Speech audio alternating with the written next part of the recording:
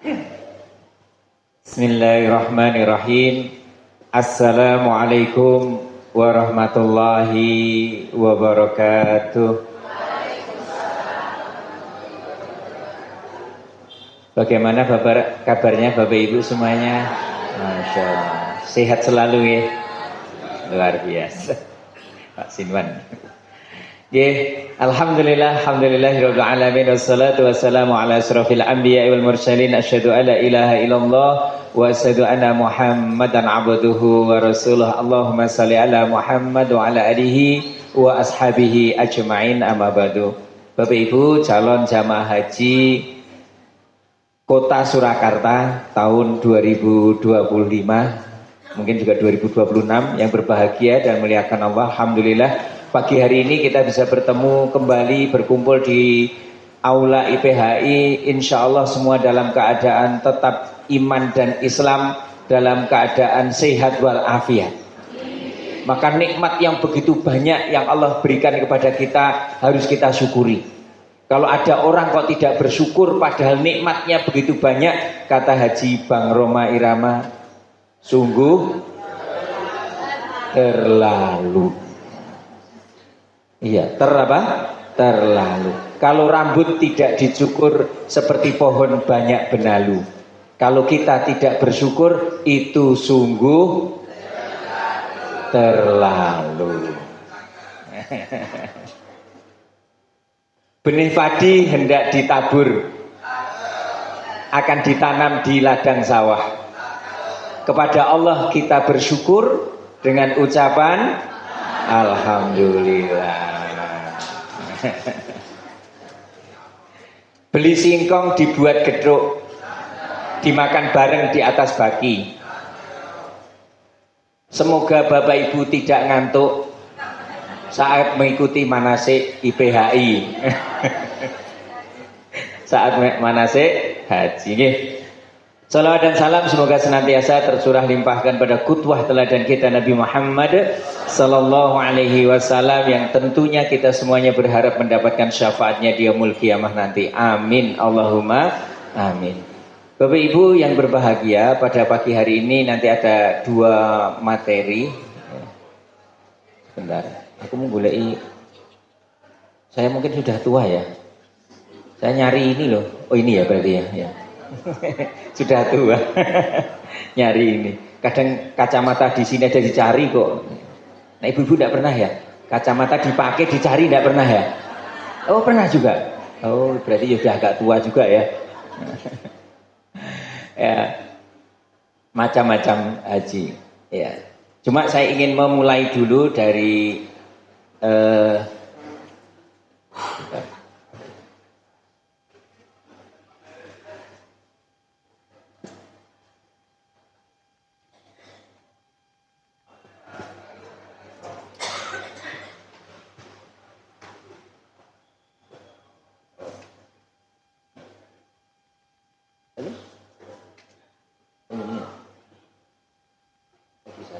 sudah ya. Oke Bapak Ibu, saya ingin memulai begini, bahwa haji itu adalah panggilan Allah ya. Panggilan haji itu Allah perintahkan untuk menyerukan panggilan haji ya. Diperintahkan pada Nabi Ibrahim di dalam banyak ayat ya. Salah satunya ini surat Al-Hajj ayat yang ke-27 ya. Dan haji itu adalah wajib. Maka kalau kita lihat di dalam surat Ali Imran ayat 97, walillahi 'alan nasi hijjul baiti man istata'a alaihi sabila. Mengerjakan haji adalah kewajiban manusia kepada Allah, yaitu bagi orang yang sanggup. Kapan haji itu dilaksanakan? Al-hajju ashhurum ma'lumat, bahwa musim haji itu adalah beberapa bulan yang dimaklumi. Jadi ada beberapa bulan yang telah ditetapkan oleh Allah untuk melaksanakan haji. Kapan ibadah haji itu boleh dimulai? Yang pertama bulan Syawal. Jadi bulan Syawal itu sudah boleh melaksanakan perjalanan haji. Syawal, Dzul Dzulqa'dah, Dzulhijjah. Jadi ada 3 bulan inilah bulan haji yang telah disepakati. Nah, Bapak Ibu, dulu memang kalau kita berbicara tentang contoh haji itu pada saat kapan Nabi Muhammad haji itu sekali, yaitu haji wada. Jadi itulah contohnya. Di mana para sahabat juga berbeda-beda di dalam menjalankan ibadah haji. Maka di dalam hadis, ya, di dalam hadis ini, ya, Aisyah menceritakan, ya, kami keluar bersama Rasulullah pada tahun ketika beliau melaksanakan haji wada. Jadi haji perpisahan, karena Nabi berhaji hanya sekali. Ya. Di antara kami ada yang berikhram untuk umroh dan haji, ada juga yang berikhram untuk melaksanakan haji saja. Ya. Sementara Rasulullah berikhram untuk haji. Jadi Rasulullah itu berikhram hanya untuk haji. Maka dari hadis ini Bapak Ibu, setidak-tidaknya ada 3 jenis haji. Ya, jadi macam-macam haji itu ada 3. Cuma untuk jamaah Indonesia nanti kita menggunakan salah satunya, yaitu haji tamattu. Ya. Jadi macamnya ada 3. Yang pertama itu ada haji ifrad, kemudian haji qiron, dan yang ketiga haji tamattu. Perbedaannya bagaimana? Nah, yang pertama, ya minimal kalau yang kita laksanakan kan haji tamattu, tetapi kita perlu tahu haji ifrad itu seperti apa, haji qiron itu seperti apa. Kenapa kok pemerintah Indonesia tidak menggunakan pola haji ifrad? Karena haji ifrad itu berat. Beratnya di mana nanti akan kita lihat. Jadi yang paling ringan dan paling menyenangkan itu adalah haji tamattu. Tamattu itu yang bagaimana? Jadi yang menyenangkan. Nggih Pak terus nggih. Baik seneng. Jenengan pun swidak dereng. Oh dereng. Masih muda. Nah, nanti saya tunjukkan menyenangkannya di mana gitu. Terutama yang belum 60 tahun. Ifrad. Jadi haji dulu baru umroh. Kemudian qiron, haji dan umroh itu bareng-bareng. Kemudian kalau tamattu, umroh dulu baru haji. Tapi letaknya tamattu, letaknya yang menyenangkan itu di mana nanti kita akan lihat. Nah, Bapak Ibu yang berbahagia, yang pertama haji ifrad. Jadi ifrad itu adalah melaksanakan ibadah haji saja pada bulan haji. Jadi pada bulan haji itu yang dilaksanakan hanya haji saja, tidak pakai umroh. Nah, dan ini yang paling utama. Tetapi biasanya ibadah yang utama itu berat, gitu ya. Maka yang karena ini berat tidak pakai dam. Jadi ini satu-satunya yang tidak pakai dam, itu haji ifrad. Bagi masyarakat Arab mungkin sangat mudah. Atau kalau dari jamaah Indonesia bisa, tetapi agak sulit, terutama yang gelombang pertama, ya. Jadi gelombang pertama segera pulang itu untuk ifrad susah, karena pulangnya di nafar. Jadi pas nafar sani itu sudah pulang gitu ya. Jadi sehingga hanya bisa menggunakan nafarnya 2 hari tok gitu ya. Jadi 2 hari habis itu sudah siap-siap untuk pulang. Sehingga untuk melaksanakan umroh itu sudah tidak mungkin gitu ya. Ya, jadi haji dulu. Jadi haji ifrad itu haji dulu. Sehingga Bapak Ibu, ketika haji ifrad itu ya, ketika katakanlah bulan Syawal itu datang ya, langsung ke Bir Ali, atau setelah beberapa saat di Madinah kemudian di Bir Ali, kemudian melafadzkan niat, itu niatnya bukan niat umroh tetapi niat haji ya. Jadi ketika kedatangan, katalah kita ambil gelombang pertama, gitu ya, gelombang pertama datang ke Madinah 10 hari. Maka begitu 10 hari selesai di Madinah, pakai ihram, kemudian menuju Bir Ali, maka di Bir Ali itu niatnya adalah niat haji, bukan niat umroh. Ya, niatnya haji. Begitu nanti sampai di Mekah, nanti tawafnya itu tawaf kudum. Tawaf kudum itu adalah tawaf untuk penghormatan. Ya, dalam rangka untuk penghormatan. Jadi kuat kudum. Kemudian boleh langsung sa'i, ya, boleh langsung sa'i, atau kalau tidak sa'i berarti kalau sudah sa'i berarti saat tawaf ifadah, sudah tidak sa'i lagi tidak apa-apa. Nah, perbedaannya kita akan sampaikan beratnya di mana. Jadi Bapak Ibu ketika sudah pakai ihram untuk haji ifrad, pakai ihram dari Bir Ali, kemudian sampai ke pemondokan, kemudian setelah itu datang ke Ka'bah, Masjidil Haram untuk tawaf kudum, balik lagi ke pemondokan, itu tetap berpakaian ihram sampai dengan prosesi haji dimulai, yaitu pada tanggal 8 Dzulhijjah. Jadi nenggon pemondokan ki yo nganggo ihram. Lonjo ihram, turu nganggo ihram gitu ya. Nek kamar mandi yo ora salin. Salin nek mandi yo ora nganggo ihram, ihramnya dicopot. Tapi kemana-mana pakai ihram sampai tanggal 8 Dzulhijjah. Ya kan? Larangan-larangan berlaku. Jadi misalnya hubungan suami istri ya enggak boleh. Di Masjidil Haram di Mekah nanti mungkin enggak suami istri ketemu kemudian melakukan hubungan suami istri, mungkin enggak? Bisa enggak kira-kira? Orang tahu ya? Bisa. Haji bisa enggak? Bisa. Caranya piye? Nah, nanti tak kandani nanti cara. Nanti di haji tamattu itu. Ya di haji tamattu. Terutama sing di nom-nom ini, sing di bawah 60. Jadi panjenengan menunggu waktu tiba haji tetap berpakaian ihram. Itulah beratnya itu di situ, gitu. Ya, beratnya di situ. Sampai menunggu puncak haji.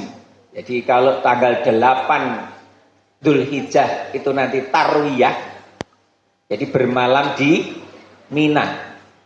Jadi biasanya jamaah Indonesia tidak direkomendasikan untuk tarwiyah. Maka yang tarwiyah itu kemudian bikin surat perjanjian, bikin surat apa? Bermaterai kalau ini memisahkan diri semalam.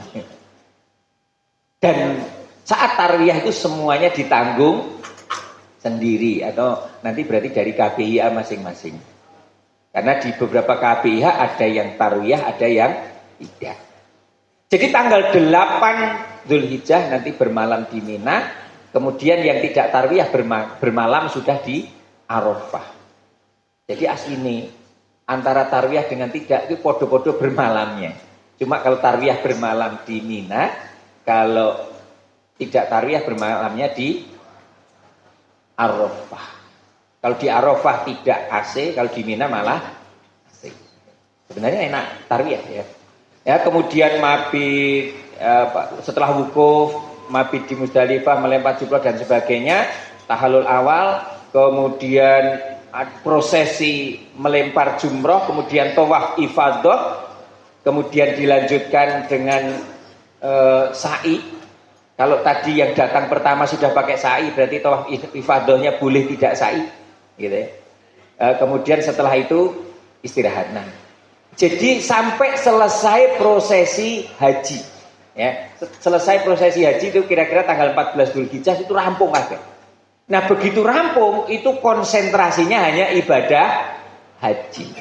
Setelah prosesinya rampung, biasanya gelombang pertama ini kan sudah mulai pulang nih. Maka tidak ada waktu lagi untuk umroh. Karena waktunya mepet. Maka setelah selesai prosesi haji itu selesai, baru kemudian melaksanakan umroh. Gitu loh. Baru kemudian pulang. Dan ini berat memang. Beratnya di mana tadi? Pakai ihram mulai dari mikot sampai dengan prosesi haji selesai. Oke. Kiron. Kalau kiron itu antara haji dan umroh itu bareng. Sehingga ketika sampai di mikot, baik itu gelombang pertama maupun gelombang kedua, kalau gelombang pertama itu berarti mikotnya di Bir Ali, gelombang kedua berarti di Yalamlam, di atas itu, atau yang sekarang ada juga yang ya mikot itu kan tempat.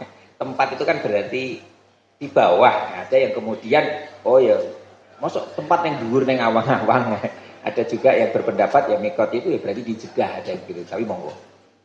Tapi intinya ketika kiron ini haji dan umroh itu disatukan, ya, disatukan niatnya, maka begitu sampai di Bir Ali, ya, di Bir Ali niatnya itu adalah niat umroh dan haji jadi satu. Labbaik Allahumma umratan wa hajjah. Jadi satu. Jadi satu rangkaian itu niatnya jadi satu. Prosesnya sama. Begitu datang nanti ya tawaf kudum, kemudian sa'i dan sebagainya, prosesnya sama. Nah, sama ketika haji kiron ini karena dia menggabungkan haji dan umroh, maka begitu sampai pemondokan setelah selesai ke Masjidil Haram tetap pakai pakaian ihram sampai prosesi haji selesai. Ya, jadi sampai prosesi haji selesai itu tetap pakai pakaian atau minimal sampai kepada apa? Tahallul awal. Jadi sampai tahallul awal itu sudah ihram boleh dilepas. Ya. Ihram boleh dilepas, tetapi ketika belum selesai tawaf ifadah dan belum selesai tahallul akhir, walaupun tidak pakai ihram, tetapi larangannya masih berlaku, terutama larangan berhubungan suami istri, berjumpa dan sebagainya itu masih berlaku, gitu ya. Termasuk tadi haji ifrad. Jadi lepasnya ihram itu ketika tahallul awal itu sudah bisa lepas, tetapi larangannya masih tetap berlaku sampai akhir. Nah ini ifrad dan qiran. Kemudian yang ketiga, nah ini yang kita laksanakan nanti itu haji apa? Tamattu. Tamattu itu artinya bersenang-senang. Kalau ifrad itu memisahkan, jadi memang dipisahkan antara haji dan umroh. Dipisahkan di dalam satu musim haji. Gitu.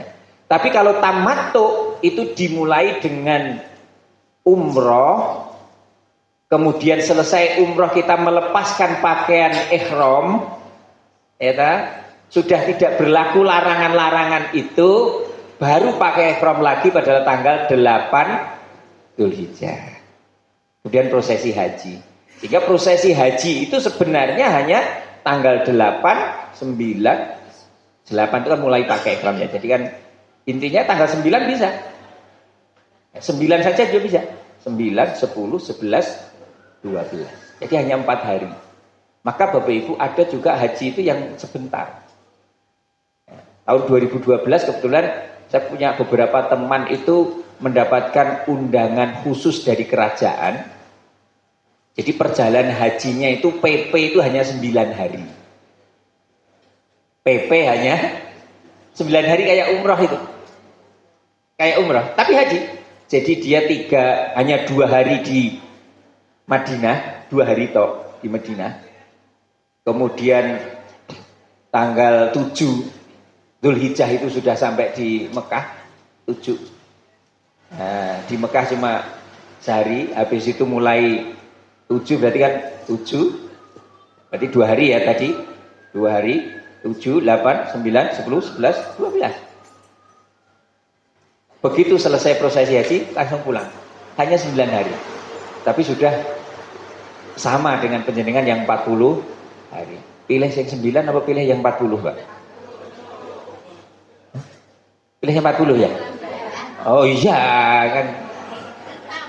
Tapi yang 9 ini gratis, Mbak. Jenengan 9 hari gratis, 40 dino bayar, pilih di. Tetap pilih 40 ya.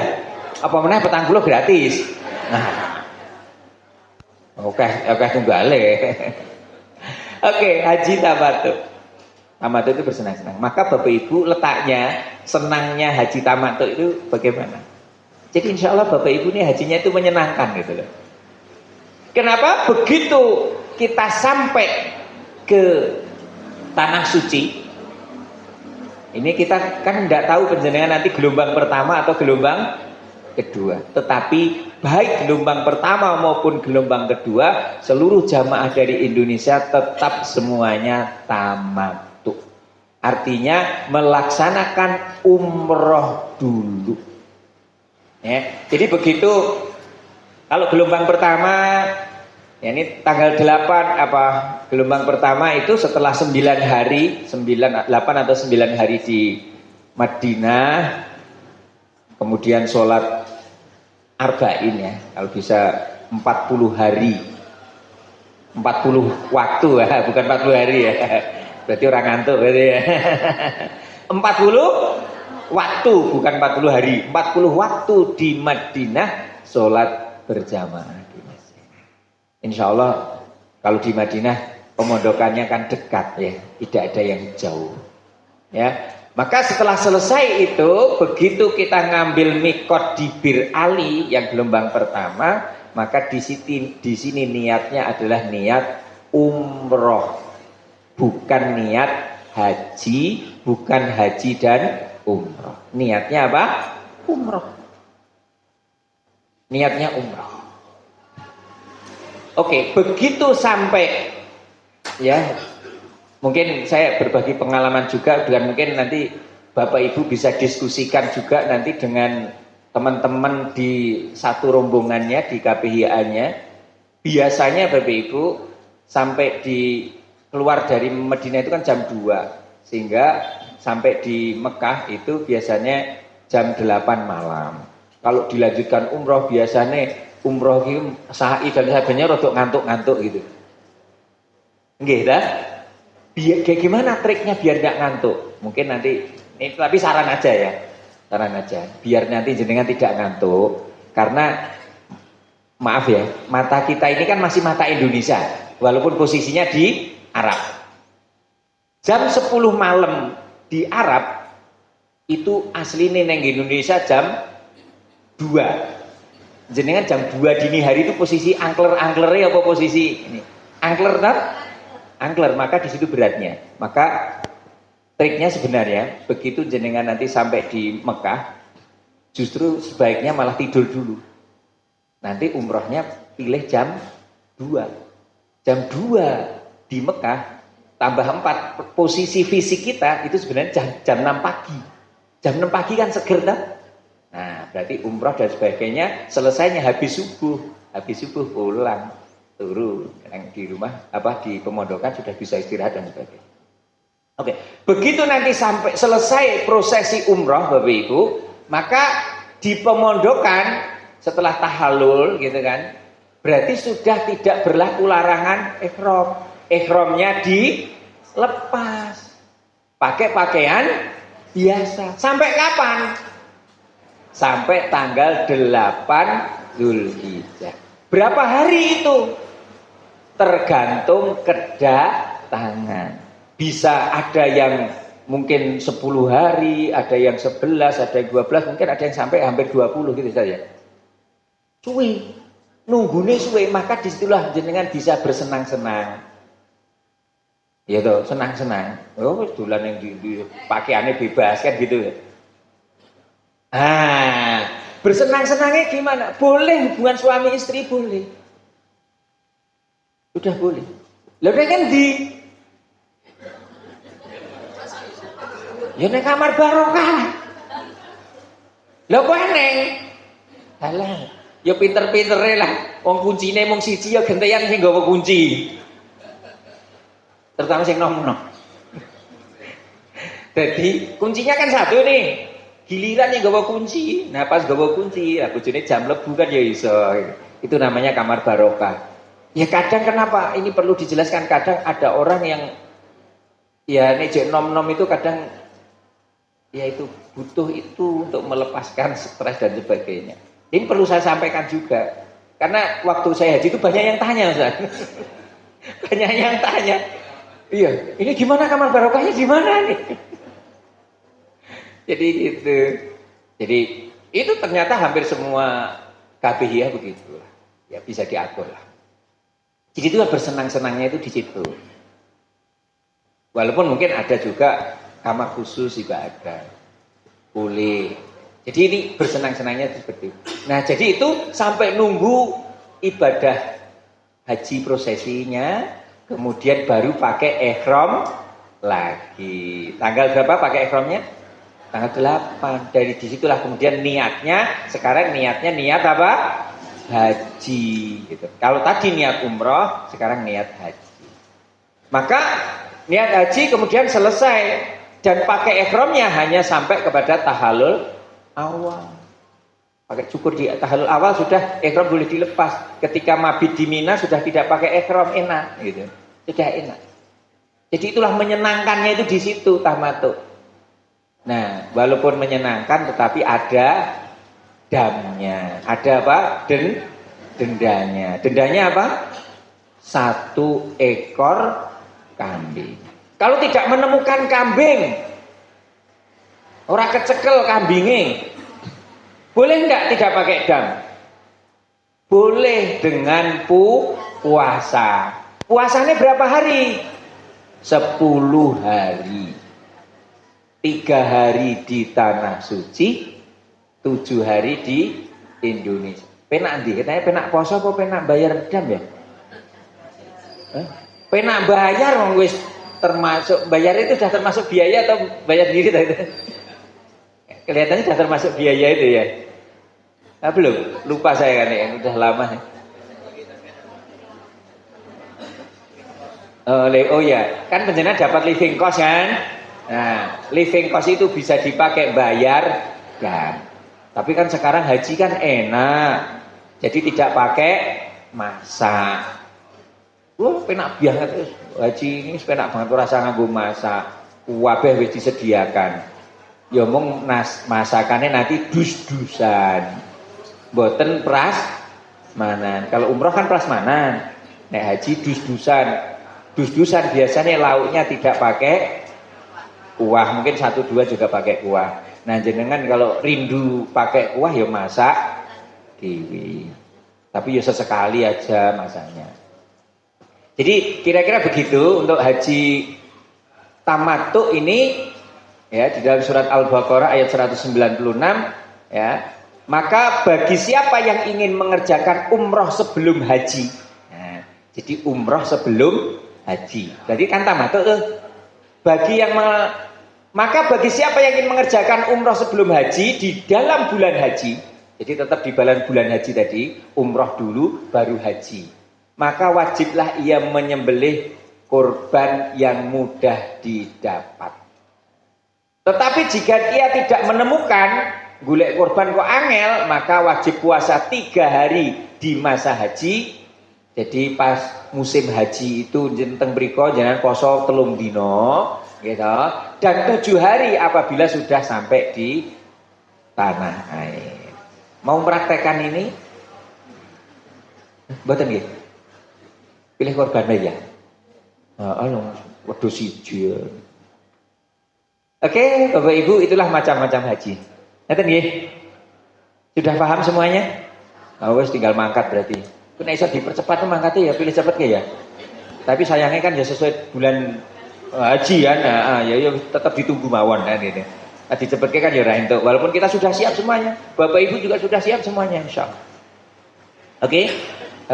Nanti akan dilanjutkan materinya sama Ustadz Jailani.